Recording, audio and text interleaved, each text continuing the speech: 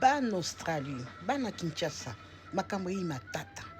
Lili Kabelo akoti ntina Kinshasa, Lili Kabelo akoti na Australie, bandeko nyonso totindaka partout.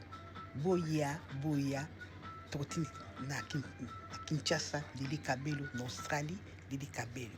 Okoluka t-shirt, okoluka bijou, okoluka garanti, ozoluka nyonso, ba bijou akala, ba bambo, ba likasa, ba 8-8, ba 1000 pati, ba quartier, bokokuta ngo epanani epa Lili Kabelo. Yo kokende koluka kuna esika batekaka esila, me ye azangaka te.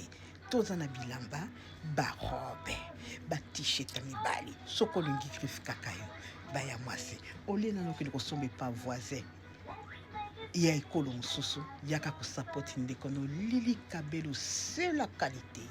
Lili Kabelo, c'est l'original. Boya. Allez, toleka.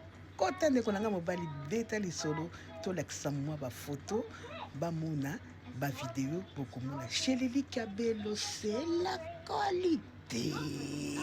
Boya, ba mama boni kokanga motema mabe, pa mwana bino. Boya. Australie luka yo kozwa ye, Kinshasa luka yo kozwa ye. Soko fandaka na bamboka mosusu akokesana, olingi comme qualité ya ba plante, perruque, bilamba ya Lili, totindaka partout, tokotinda boya na motema esengo pambo ya mwana bino tole.